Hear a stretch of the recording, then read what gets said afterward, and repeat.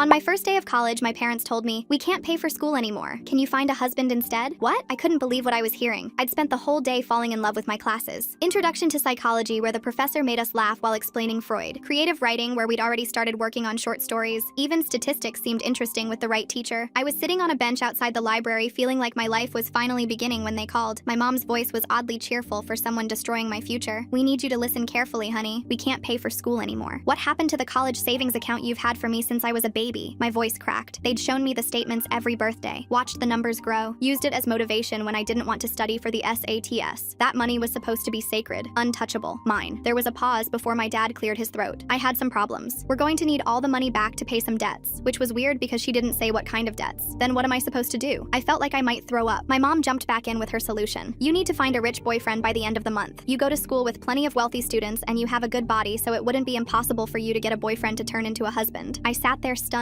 while she kept talking. She explained their whole plan like she'd thought it through carefully. How I should target guys in the business school, how I should dress more revealing, how I should laugh at their jokes even if they weren't funny. "If you just don't break up with him even if he cheats on you, then in 7 years you can go back to school again." She said it like 7 years was nothing. Unable to believe what was going on, I hung up without saying goodbye. My hands were shaking as I scrolled to my brother Jerry's number. He'd graduated from law school last year and always knew how to fix things. He picked up on the second ring. "They just told me they can't pay for college and I need to find a rich husband. Is this really happening?" I was trying not to cry. Jerry let out a long sigh. "They did the same thing to me when I started college and I believed them." What? This kept getting worse. He explained how 8 years ago they'd called him with the same story, same weird debts, same crazy solution, but he'd been too proud to marry for money, so he'd dropped out instead. Started working as a welder to save up. Spent years breathing in fumes and burning his hands just so he could eventually pay for law school himself. "Why didn't you tell me?" I asked. "I thought maybe they'd changed. Maybe they'd learned. I kept hoping they weren't going to do it to you too." His voice was bitter. We sat in silence for a moment. I watched other students walking by with their backpacks and coffee cups, living normal college lives, not being told to sell themselves to the highest bidder by their own parents. "There's something else you need to know," Jerry said finally. "Our parents have ties with the mafia." The mafia? Like the actual mafia? This was insane. Dad's gambling wasn't at casinos. He owes money to some very dangerous people. That's why they need your college fund. That's why they're desperate enough to suggest this husband thing. My brain couldn't process this information. My parents, who drove a minivan and went to church on Sundays, were mixed up with organized crime. My dad, who wore polo shirts and told bad jokes, owed money to actual criminals. "So what do we do?" I asked. Jerry's voice got quiet like he was making sure no one could overhear. "I have a plan to get your money back, but it's going to take both of us and you have to trust me completely." "What kind of plan?" I needed details. "Not over the phone. Can you drive home this weekend? We'll meet at my apartment and I'll explain everything. Just whatever you do, don't let mom and dad know we talked. Act like you're considering their marriage plan." "Jerry, you're scaring me." "Good. You should be scared. These people don't mess around. But I'm not letting them steal your future like they stole mine. We're going to fix this." Full story on channel link below.